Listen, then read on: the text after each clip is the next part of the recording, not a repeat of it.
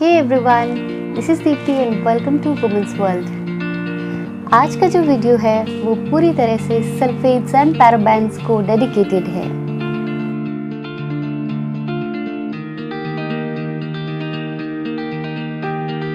आपसे मैं मिलूंगी every Monday, Wednesday and Saturday evening 5 PM। Last 4 to 5 years में आपने देखा ही होगा कि सल्फेट्स एंड पैराबेन्स को कुछ इस तरीके से उसके साथ बिहेव हुआ है कि अगर वो ह्यूमंस होते ना तो वो उसे हम अछूत घोषित कर देते और बिल्कुल से अपने घर से, अपने हर जगह से उसे हम निकाल देते बिना जाने कि एक्चुअली में सच्चाई क्या है। आज का वीडियो शुरू करने से पहले आप सबों से एक चीज़ जो है वो ज़रूर कहूँगी कि मैं बिल्कुल भी साइंस बैकग्राउंड से नहीं हूँ और साथ ही एक कॉमन कंज्यूमर हूँ, कॉमन जो इंसान होता है वो हूँ। बिल्कुल आपकी तरह मुझे भी उतनी ही नॉलेज है जितनी आप लोगों को है, बट लाइक जो कीड़ा होता है ना अंदर रिसर्च करने की, चीज़ों को जानने की, वो थोड़ी सी ज़्यादा है मुझ में। तो लाइक मैंने सोचा कि इस टॉपिक पे ज़रूर मुझे बात करनी चाहिए क्योंकि लाइक बहुत समय से लाइक हम सल्फेट फ्री और पैराबेन फ्री चीज़ें जो है वो मार्केट में ढूंढ रहे हैं, बट हम ऐसा क्यों कर रहे हैं, मुझे ये जानने की इच्छा हुई। तो मैंने इस पर थोड़ा सा जो है ना वो रिसर्च किया और सोचा कि आप लोगों के साथ शेयर करूँ। चलिए सबसे पहले जो है हम थोड़ा सा पैराबेन को पकड़ लेते हैं। तो पैराबेन के बारे में मैंने जब रिसर्च किया तो मुझे बहुत ज़्यादा कुछ लाइक मुझे जो लगी वो हैरान करने वाली चीज़ें लगी, जो पता लगी, जो मैंने सोचा कि आप लोगों के साथ में ज़रूर मतलब मुझे शेयर करना चाहिए, आप लोगों के साथ थोड़ी सी बातें करनी चाहिए इस टॉपिक पे। तो लाइक पैराबेन को जैसे मैंने बोला कि सबसे पहले पकड़ा, तो पैराबेन के बारे में मेरा मिसकंसेप्शन था ये कि पैराबेन जो होता है ना वो पेट्रोलियम लाइक जो होता है उसमें से एक्सट्रैक्ट करते हैं ना, तो उसमें से कोई चीज़ है वो निकलती है जो लाइक वॉल्यूम बढ़ाने के लिए यूज़ कर दिया जाता है प्रोडक्ट का, और जो होता है हमारे पॉकेट में बड़ा सा छेद बनाया दिया जाता है उसे। बट ऐसा बिल्कुल भी नहीं है। जो ये पैराबेन है ना बहुत अच्छी चीज़ है, आई मीन प्रोडक्ट्स के लिए, क्योंकि प्रोडक्ट्स के जो केमिकल कंपाउंड्स होते हैं उसमें इंटरफेयर करे बगैर उसको प्रिजर्व करने का काम करता है। पैराबेन जो होता है ना सिर्फ शैम्पूज या कंडीशनर्स में यूज़ नहीं होता, क्रीम या पाउडर में यूज़ नहीं होता। पैराबेन्स है ना आपके फूड इंग्रेडिएंट, टूथपेस्ट से लेकर हर एक चीज़, सोप वगैरह सब में यूज़ होता है, and that is just a simple preservative, nothing more than that. Paraben जो होता है ना वो नेचुरली मिलने वाला कंपाउंड नहीं है, नेचुरली मिलने वाला केमिकल नहीं है। इस केमिकल को जो है लैब में प्रिपेयर किया जाता है, जो कि बहुत ज़्यादा सस्ते में बन जाता है, और इसी कारण से जो आपका प्रोडक्ट जो आप यूज़ करते हो like a normal and average consumer, आप कोशिश करते हो कि कोई भी अच्छी चीज़ जो है, अच्छे रिजल्ट देने वाली चीज़ है, वो सस्ते में आपको मिल जाए। ऑफ कोर्स मैं भी वैसा ही सोचती थी और वैसी ही चीज़ें परचेज भी किया करती थी।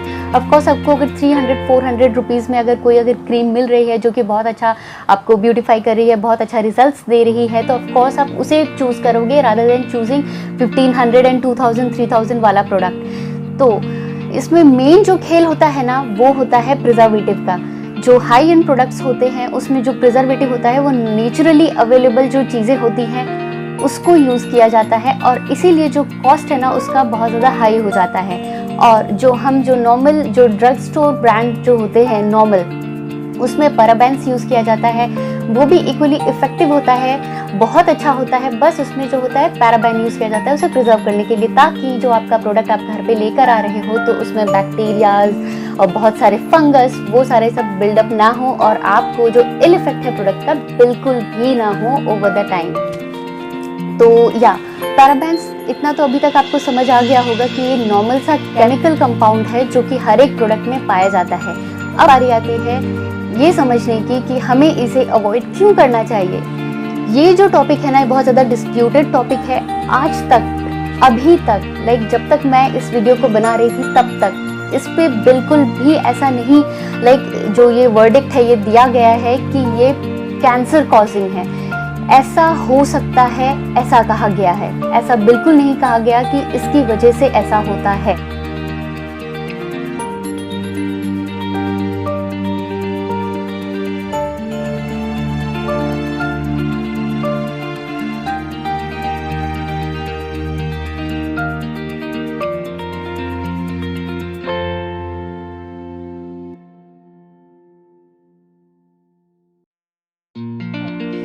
हम जो एक्चुअली में पैराबेन फ्री जो चीज़ें ढूंढ रहे हैं, हम बस इसलिए ढूंढ रहे हैं क्योंकि ये सब चीज़ें जो है मार्केट में फैला दी गई हैं। अगर ये पैराबेन्स हटा देते हैं चीज़ों से, तो आप खुद ही ठंडे दिमाग से सोचिए कि अगर आपके प्रोडक्ट में कोई प्रिजर्वेटिव, किसी भी तरीके का प्रिजर्वेटिव नहीं है, तो how you are going to use that for 2-3 months. ये बिल्कुल क्वेश्चनेबल है। और अगर उन लोगों ने जो ये केमिकल जो है इसे हटा दिया है, इस प्रिजर्वेटिव को हटा दिया है उस प्रोडक्ट से, देन उन्होंने कौन सा जो केमिकल है उसे डाला है जो कि नेक्स्ट 10-15 ईयर्स में हाइप होने वाला है। क्योंकि अगर इतने सस्ते में कोई अगर प्रिजर्वेटिव मार्केट में था, तो इन लोगों ने पैराबेन यूज ही क्यों किया? क्योंकि ये जो टॉपिक है 1984 में फर्स्ट टाइम उठा था कि पैराबेन्स आर कैंसेरियस। तो 84 तो मेरे पैदा होने के पहले का टाइम हो गया, तो उस समय से लेकर क्या गया अभी तक बिल्कुल कोई रिसर्च हुई ही नहीं। ऐसा बिल्कुल भी नहीं है। हो सकता है कि आपको सिर्फ और सिर्फ इतना बोल दिया गया हो कि पैराबेन्स जो है उसे आप अवॉइड कीजिए अपनी चीज़ों में, और जो है आप पैराबेन फ्री प्रोडक्ट्स लेकर के आइए। ये मुझे तो लगता है कि सिर्फ और सिर्फ एक मार्केटिंग स्ट्रैटेजी है, जिसकी वजह से आप उनके नए प्रोडक्ट्स जो है पैराबेन फ्री प्रोडक्ट हैं उसे यूज़ करें, उसे डेली लाइफ में यूज़ करना शुरू करें। उनके वो खुद भी बोर हो जाते होंगे शायद ये प्रोडक्ट्स, पैराबेन वाले प्रोडक्ट्स बनाते बनाते, तो इसीलिए शायद वो उसे डिसकंटिन्यू कर देंगे बनाना एंड पैराबेन फ्री प्रोडक्ट्स बना देंगे with a new chemical, new preservative from the preservative made in lab. Preservative free product तो ऑफ कोर्स मैं यूज़ नहीं करने वाली, और बहुत ज़्यादा हाई एंड प्रोडक्ट भी अभी तो मैं बिल्कुल भी अफोर्ड नहीं कर पाऊंगी। कि लाइफ टाइम अगर आपको यूज़ करना है तो ऑफ कोर्स या तो मैं नेचुरल चीज़ों की तरफ ही जाऊंगी। अगर मैं इतनी वरीड हूँ कैंसर के लिए, तो तो मैं वही प्रोडक्ट चूज़ करूँगी जो नेचुरली अवेलेबल है, कोकोनट ऑयल या एलोवेरा प्लांट एक्सट्रैक्ट, या फिर कोई और चीज़ जो मेरे फेस को मॉइस्चराइजिंग जो देता हो, ग्लिसरीन, या फिर घर में ही जो मैं बना के तुरंत यूज़ कर सकूँ, उसमें प्रिजर्वेटिव का सवाल ही ना उठे। तो सेकंड जो मेरा टॉपिक था वो था सल्फेट। तो सल्फेट पे भी जो है बात मैं करना चाहती थी, क्योंकि पैराबेन को जितनी बुरी तरह से कहा गया है कि ये बहुत बुरी चीज़ है, उतनी ही बुरी तरीके से सल्फेट्स को भी बदनाम किया गया है। आप कह सकते हो सोसाइटी में सल्फेट्स है ना एक्चुअली में यूज़ होते हैं हमारे एग्रीकल्चरल एक्टिविटीज़ में, कीड़े वगैरह भगाने के लिए, डिसइंफेक्ट करने के लिए। और सल्फेट जो होता है ना उसकी बेसिक प्रॉपर्टी होती है लेदर, बहुत सारा लेदर। अगर आपका प्रोडक्ट आपको क्लेम करता है कि वो सल्फेट फ्री है और फिर भी उसमें लेदर हो रहा है, तो आप इस बात को मान लीजिए कि आपको बुद्धू बनाया गया है। ऑफ कोर्स आपको बुद्धू ही बनाया गया है, क्योंकि वही जो एजेंट है वो लेदरिंग एजेंट होता है, जो कि आपको बहुत ही extremely clean scalp and body and hair बहुत अच्छे से आपका करके देता है। Of course but long time जो अगर आप इसे यूज़ करने वाले हो, तो आपको इसके साइड इफ़ेक्ट भी है वो आपको झेलने पड़ेंगे ही पड़ेंगे। तो बेटर होगा कि इसे यूज़ कीजिए, बट उसको अच्छी तरह से जो है अच्छे से अपने जो आप अगर शैम्पू यूज़ कर रहे हो तो उसे रिंस कीजिए। आप अगर उसको और किसी फॉर्म में जो है यूज़ कर रहे हो तो भी उसे रिंस कीजिए, क्योंकि वो अच्छा क्लीनिंग एजेंट है, बहुत ही अच्छा। ऐसा ज़रूरी बिल्कुल भी नहीं है कि प्रोडक्ट में सल्फेट है, हर सल्फेट नहीं है तो बहुत अच्छा सा क्लीनिंग एजेंट है, ऐसा बिल्कुल भी नहीं है।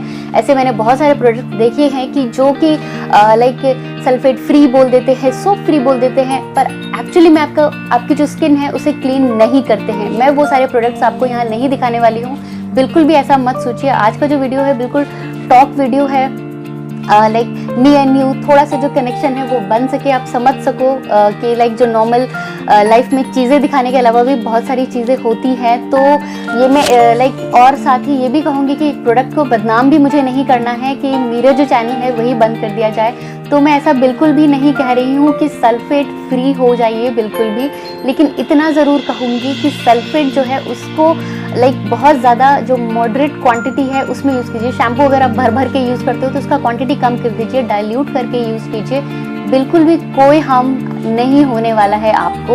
और अगर फिर भी आप अगर वरीड हो तो आप जो natural way of cleaning your hair है उसे यूज़ कीजिए, अगर आप कर सकते हो तो। बहुत सारी चीज़ें हैं जो हमारी ग्रैनीज यूज़ किया करती थी, उनसे पूछिए, वो भी इक्वली ब्यूटीफुल दिखते हैं। आई गेस हमसे तो ज़्यादा ब्यूटीफुल हुआ करते हैं वो। मुझे अपनी नानी पता है, अपनी दादी पता है, उनके बाल अभी भी ब्लैक है और बहुत अच्छे हैं, घने हैं। उन्होंने शैम्पू कभी यूज़ नहीं किया है। हमारे यहाँ ना एक तालाब है, तालाब में एक ब्लैक कलर की मिट्टी पाई जाती है। वो जब भी वहाँ नहाने के लिए जाया करती थी ना, उस मिट्टी से ही उन बालों को धो लिया करती थी। एंड ट्रस्ट मी, हमें वो नहीं मिल सकता सिटी टाउन लाइफ में, बट एज़ कम्पेयर टू उनके बाल, हमारे बाल बहुत बेकार है, बहुत ही इन फ्यूचर बेकार होने वाले हैं। तो मुझे तो कुछ नहीं समझ में आता, बस इतना ज़रूर समझ में आता है कि अगर उन्होंने कोई चीज़ आपको सल्फेट फ्री और पैराबेन फ्री दिया है तो इधर वो बहुत ज़्यादा कॉस्टली होगी, या फिर उन्होंने इसका नाम चेंज कर दिया होगा, अदर फॉर्म चेंज कर दिया होगा, और केमिकल जो दूसरे हैं वो यूज़ कर दिया होगा, और वो आपको वापस से डब्बे में पैक करके पहुंचा दिया होगा कि लीजिए ये पैराबेन फ्री है, सल्फेट फ्री है, लीजिए हमारा नया प्रोडक्ट ट्राई कीजिए।